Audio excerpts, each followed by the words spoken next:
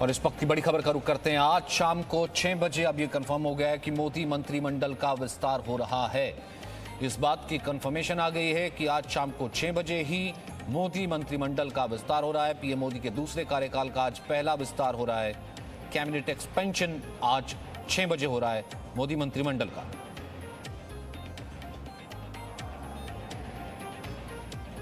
आज शाम को 6 बजे मोदी मंत्रिमंडल का विस्तार हो रहा है।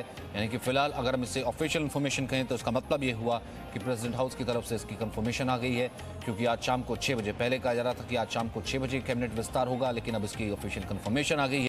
पीएम मोदी के दूसरे कार्यकाल का आज पहला दिन है। कल ही जिनको शपथ दिलाई जानी है, जिनके नामों की चर्चा थी, हमने देखा है कि उनके पहुंचने का सिलसिला दिल्ली में शुरू हो गया था, लेकिन अब भी बहुत से नामों पर सस्पेंस बरकरार है, अब भी बहुत से नामों पर चर्चा चल रही है।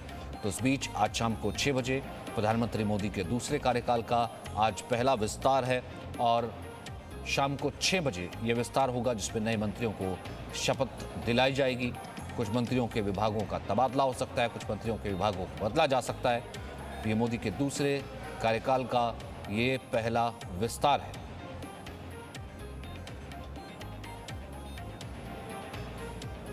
तो आज शाम को 6 बजे पीएम मोदी के दूसरे कार्यकाल का पहला विस्तार होने जा रहा है। इस बात की अब ऑफिशियल कंफर्मेशन आ गई है। राष्ट्रपति भवन में नए मंत्रियों का शपथ ग्रहण होगा। आज शाम को 6 बजे मोदी मंत्रिमंडल का विस्तार होगा, जिसमें तमाम नए मंत्रियों को शपथ दिलाई जाएगी। रविंद्र इस वक्त हमारे साथ मौजूद हैं।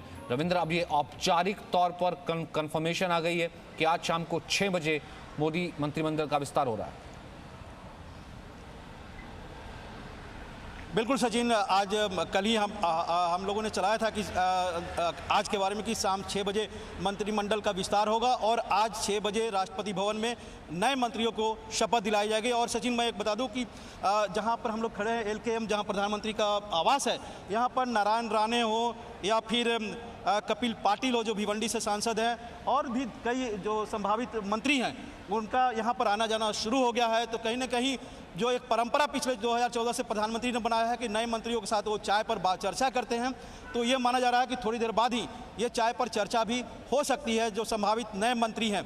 तो कहीं ना कहीं, क्योंकि RCP सिंह JDU से हैं, ये माना जा रहा है RCP सिंह को भी कैबिनेट मंत्री बनाया जाएगा, पशुपति पारस को कैबिनेट मंत्री बनाया जाएगा। तो नारायण राणे यहाँ पहुँच चुके हैं, ज्योतिरादित्य सिंधिया के भी आने की संभावना जताई जा रही है। तो कहीं ना कहीं जो मंत्री हैं जिनको 6 बजे शपथ दिलाई जाएगी, वो पहले प्रधानमंत्री के साथ बातचीत करेंगे। उसके बाद 5:30 तक, जो हमें जानकारी है, 5:30 बजे तक सभी को राष्ट्रपति भवन पहुंचने का कहा गया है। एक डेडलाइन दिया गया है, क्योंकि प्रोटोकॉल का वहां पालन करना है। और फिर 6 बजे से शपथ ग्रहण समारोह होगा राष्ट्रपति भवन में।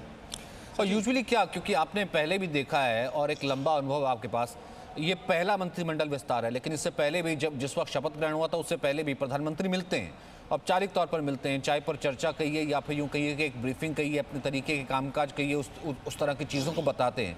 यूजुअली अगर हम कहीं कि इनफॉर्मल तरीके से आपकी अगर कभी बात हुई हो इन सब लोगों से, क्या कुछ चर्चा होती है, क्या बात होती है?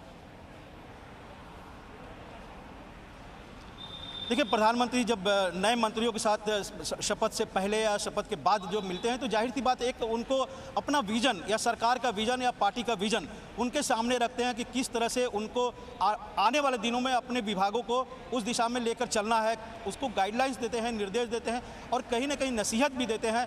एक तो जो पारंपरिक नसीहत होता है, जो दिनचर्या होती है, उसके बारे में नसीहत जरूर देते हैं प्रधानमंत्री कि किन किन चीज़ों का पालन करना चाहिए, किन किन चीज़ों से बचना चाहिए।